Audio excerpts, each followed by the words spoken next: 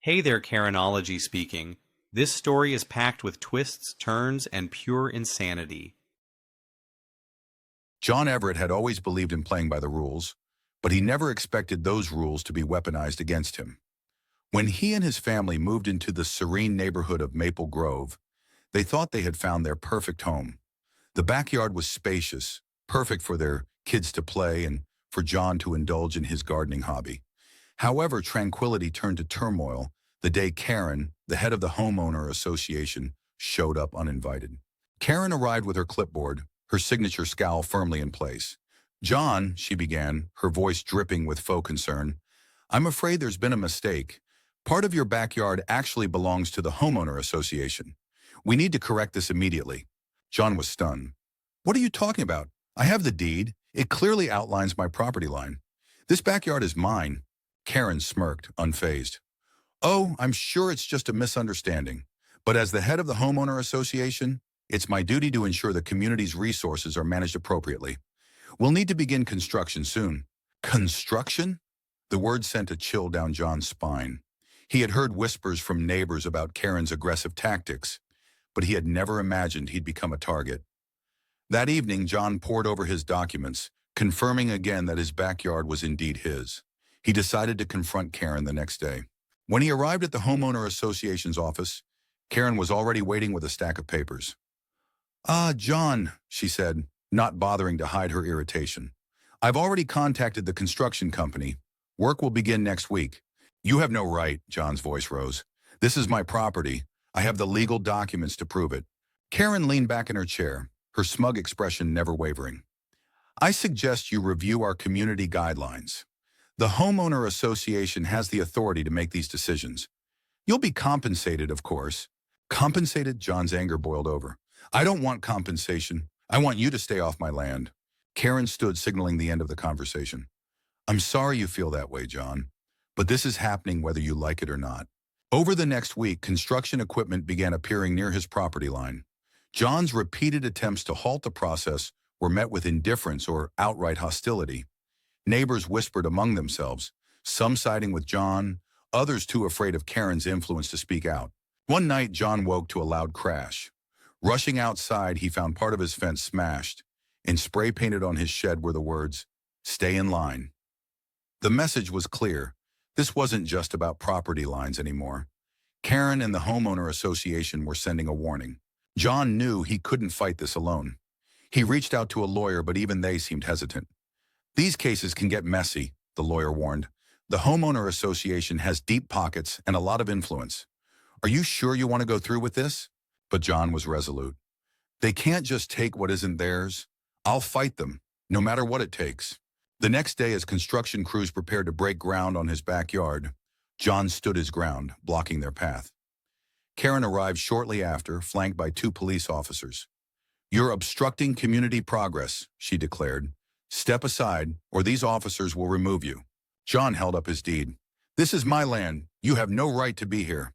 The officers exchanged glances but didn't move. Karen's smug demeanor faltered for the first time. "This isn't over," she hissed before storming off. As the sun set, John stood in his backyard, a temporary victory under his belt, but fully aware the battle was far from over. He had won the day, but Karen and the homeowner association wouldn't stop until they got what they wanted. The fight for his backyard and his dignity had only just begun. The fallout from the standoff left John on edge. The neighborhood was abuzz with whispers, and Karen's influence seemed to grow by the day. Flyers from the homeowner association appeared on every doorstep, accusing John of being a troublemaker, someone who didn't respect the rules. But John wasn't about to back down. Late one night, a knock on the door startled him. When he opened it, he found Emily, one of his neighbors, standing there with a nervous expression. "John, can I come in?" she asked, glancing over her shoulder as if afraid someone might see her. Over a cup of coffee, Emily revealed what John had suspected all along. Karen's been working with a construction company, Falcon Developments. They've been funneling money through fake community improvement projects. She's using her position to profit off homeowners like us. John's jaw tightened. "Do you have proof?" Emily hesitated before sliding a folder across the table.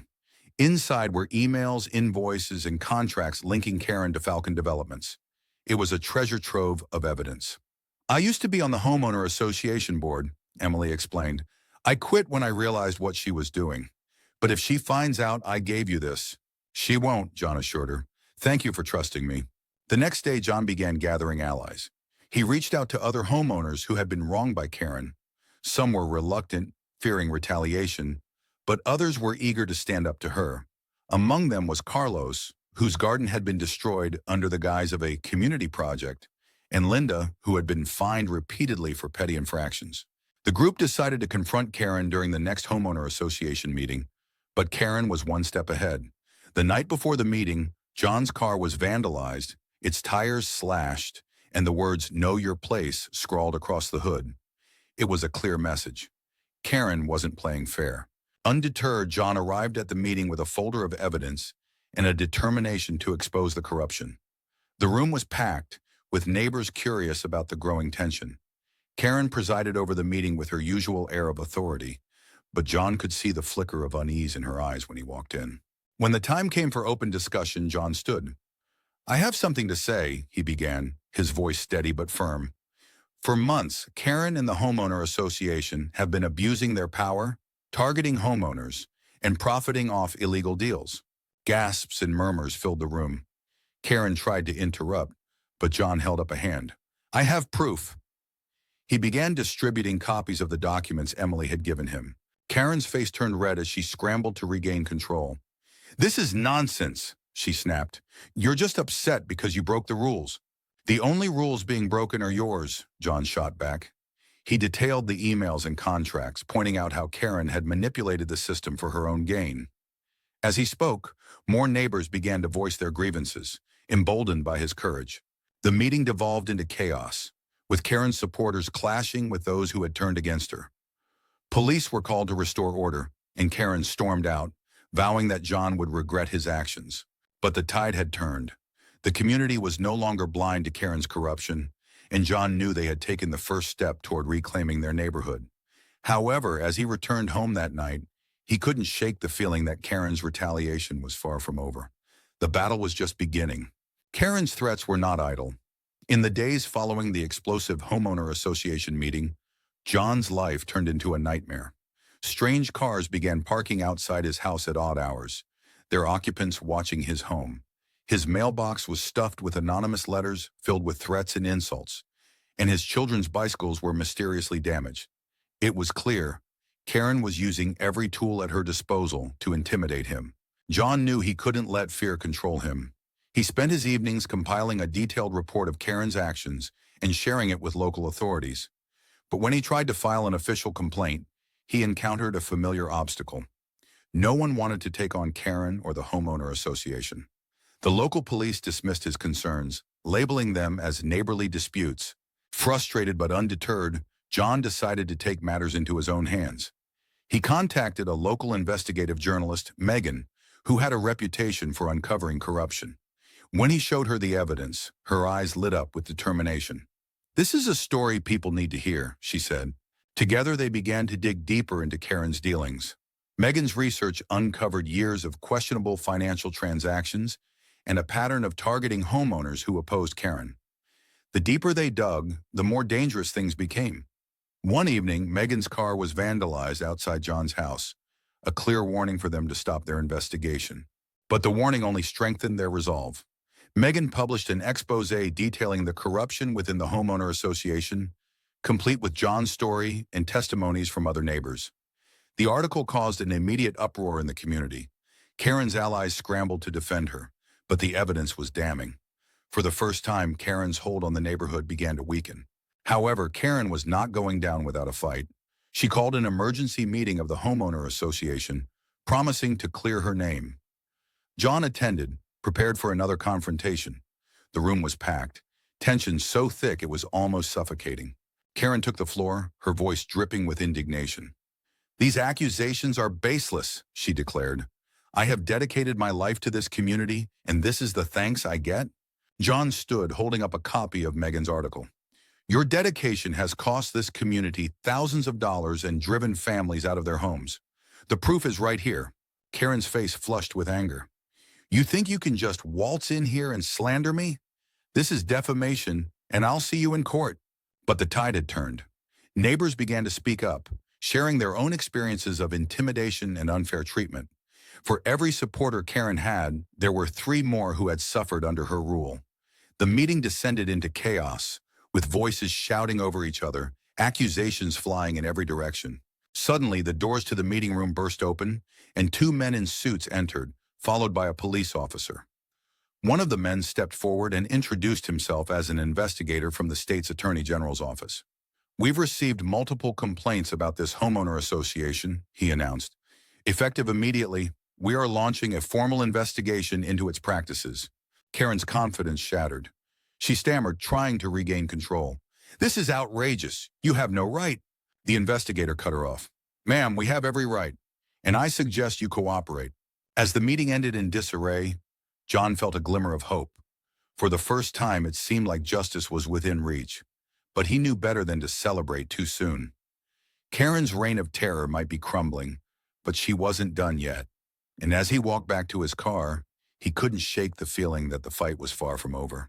The days following the homeowner association meeting felt like the calm before a storm. Karen had gone silent, retreating into the shadows while the state investigation began.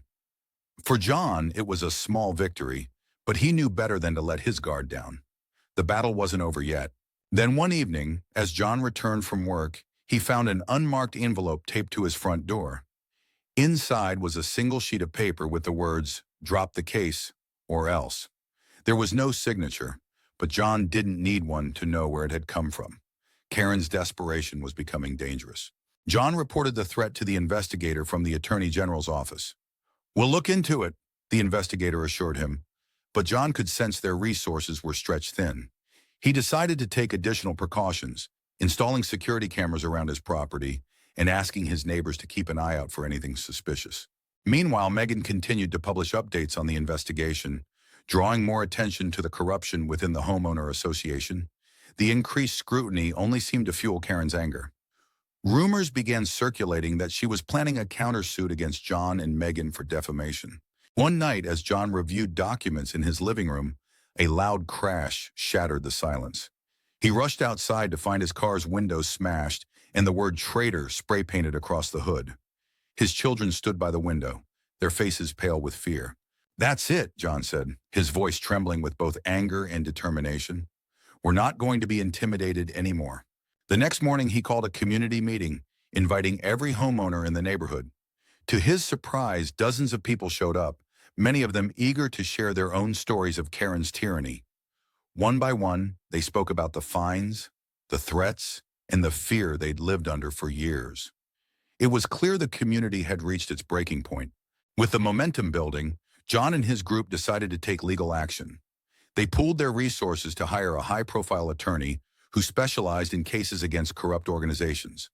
The attorney filed a class-action lawsuit against Karen and the homeowner association, alleging fraud, harassment, and misuse of funds. Karen responded with her usual bravado, claiming the lawsuit was baseless and a personal attack. But as the case moved forward, her allies began to abandon her, unwilling to risk their own reputations. Even Falcon Developments, the construction company she had colluded with, distanced themselves, denying any involvement in her schemes. The trial became a spectacle, drawing media attention from across the state. Megan's articles had turned the case into a symbol of resistance against corruption, and John found himself at the center of a growing movement. Support poured in from people who had faced similar struggles in their own communities. As the trial unfolded, the evidence against Karen was overwhelming. Emails, financial records, and testimonies painted a damning picture of her abuse of power. The jury's verdict was swift. Karen was found guilty of fraud and ordered to pay significant damages to the homeowners she had wronged. The aftermath of the trial brought a sense of relief and renewal to the neighborhood. Karen was removed from her position, and the homeowner association was restructured with new leadership committed to transparency and fairness. For the first time in years, the community felt united. On the day Karen moved out of the neighborhood, John stood on his porch, watching as the moving truck pulled away. He felt a wave of satisfaction, but also a deep sense of exhaustion. The fight had taken its toll, but it had been worth it. As he turned to go back inside, His youngest daughter ran up to him, holding a small potted plant. "Dad, can we plant this in the backyard?" she asked. John smiled, kneeling down to hug her. "Of course," he said. "This is our home and it always will be."